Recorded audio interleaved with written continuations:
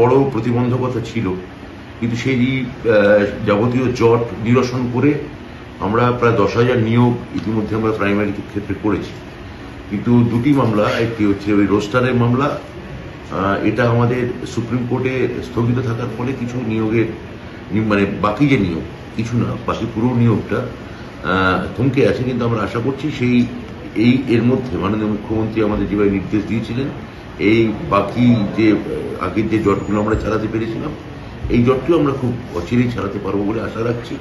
এবং এটুকু বলতে পারি যে এই জট ছেড়ে গেলে গোটা রাজ্যে আবার শিক্ষকের কোনো অপ্রতুলতা বা কোনো অসুবিধা একেবারেই হবে না। দেখুন, বেসরকারি স্কুলের ক্ষেত্রে আমরা বেসরকারি স্কুলের উৎকর্ষ, বেসরকারি স্কুলের তাদের পড়াশোনার মান, বেসরকারি স্কুল থেকে সিবিএসই বা আইসিএসসি বোর্ডে দারুণ দারুণ স্টুডেন্ট বেরোয়, যারা সমাজে কৃতি হয়, প্রতিষ্ঠা পায়। কিন্তু বেসরকারি স্কুলের গুলোর ক্ষেত্রে আমরা তাদের যে কৃতিত্ব, তা আমরা কখনোই অস্বীকার করি না। এবং আমি মনে করি সরকার এবং বেসরকার এই দুয়ের একটা সমন্বয় দরকার। প্রাইভেট নার্সিংহোমের ক্ষেত্রে যেমন মাননীয় মুখ্যমন্ত্রী আমরা দেখতে পেয়েছি, তার অধীনে স্বাস্থ্য দপ্তর এটাকে যথেষ্ট এটা নিয়ে মাথা ঘামিয়েছে, চর্চা করেছে। এবং যে প্রাইভেট নার্সিংহোমগুলোর ক্ষেত্রে যে অস্বাভাবিক বিল করা, ভর্তির ক্ষেত্রে যথেচ্ছাচার, নানা রকম স্বজন পোষণ, ধনিক শ্রেণীকে বেশি গুরুত্ব দেওয়া, প্রান্তিক শ্রেণীকে কম গুরুত্ব দেওয়া, এইগুলো যে চর্চা ছিল, এটা মুখ্যমন্ত্রীর হস্তক্ষেপে প্রায় আমাদের প্রাইভেট নার্সিংহোমগুলি থেকে উঠে গেছে। এখন একটা সম ব্যবহার এবং সম দৃষ্টিভঙ্গি আমরা দেখতে পাই। আমরা স্কুলের ক্ষেত্রেও চাই, প্রাইভেট স্কুলের ক্ষেত্রে, যে এই বেতন বৃদ্ধি। অনেক মধ্যবিত্ত অভিভাবকের এতে অনেক সমস্যা হয়। প্রচুর মধ্যবিত্ত অভিভাবক এই হঠাৎ করে বেতন বৃদ্ধি হলে তিনি তো মাসের শুরুতে একটা পরিকল্পনা করে রাখেন যে ছেলে মেয়ের ভর্তির জন্য তার এই খরচা আছে। হঠাৎ করে একটা নোটিশ দিয়ে সেই বেতন বাড়িয়ে দেওয়া, অন্যান্য কর্পোরাল পানিশমেন্ট, নানা রকমের পরিকাঠামোগত অভাব, এগুলো বেশ কিছু বেসরকারি স্কুলের ক্ষেত্রে আমরা লক্ষ্য করেছি।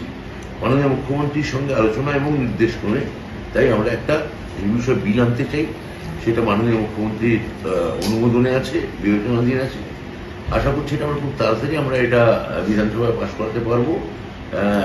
কবে কার্যকরী হবে সেটা অবশ্যই আমাদের এখানে মাননীয় রাজ্যপালের স্বাক্ষরের উপর নির্ভর করছে। 7 লক্ষ ভর্তি হয়ে বেশ কিছুটা ফাঁকা আছে, অন্যান্য স্ট্রিমে যাচ্ছে। অনলাইন হওয়ার পরে এখন পুরো মানে ভর্তি প্রক্রিয়া আমরা সমস্ত পরিসংখ্যান হাতে পেয়ে যাচ্ছি। মাইন্ডসেটের প্রশ্ন, এটা যে আপনাকে প্রথম নিতেই হবে, নিতে তো হবেই। মানে তার কি করবেন, চাকরি প্রত্যাখ্যান করবেন, তার জন্য আবার আইন দরকার পড়ে। সবকিছু আইন দিয়ে হয় না।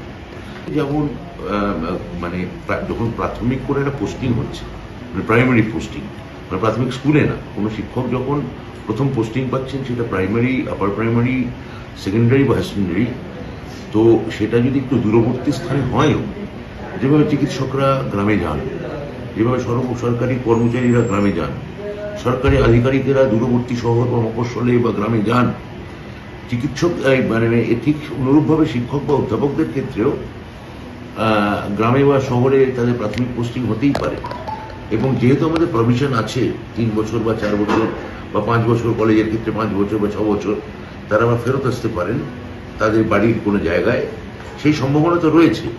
কিন্তু প্রাইমারি তাদের প্রাথমিক যে পোস্টিং, যেভাবে সমস্ত পেশার মানুষেরা দূরবর্তী জায়গায় বা মফস্বল গ্রামে যান, তারা যেতে পারেন। কেননা মুখ্যমন্ত্রীর কৃপায় এখন যে যাতায়াতের যে অপ্রতুলতা, ইনফ্রাস্ট্রাকচার পাল্টে গেছে, রাস্তা পাল্টে গেছে। কুচবিহারে আগে যেতে লাগতো 24 ঘন্টা, এখন হেলিকপ্টার চালু হওয়ার পর যেতে লাগে 1.5 ঘন্টা। ট্রেন, অসংখ্য ট্রেন হয়েছে, ফ্লাইট হয়েছে, বাস আছে। এবং কলকাতা নগর এখন যদি আপনারা হিসেব করেন, কলকাতা মহানগরী অন্য যে সদর শহরগুলো আছে, তার 15 বছর আগেও তার যে স্থানিক বা যাতায়াতগত যে ভৌগোলিক দূরত্ব ছিল, সেই দূরত্ব এখন অনেক কমে এসেছে। ফলে এইখানে বাকি পেশার মানুষেরাও হয়তো উৎসাহিত হবেন যে না, শিক্ষক বা অধ্যাপকরাও তাদের প্রাথমিক পোস্টিং দূরের জায়গায় পাচ্ছেন এবং পরে নিয়ম মাফিক আবেদন করে আবার ফিরেও আসছে। এই চর্চা বা এই চল হওয়া উচিত বলে আমি মনে করি।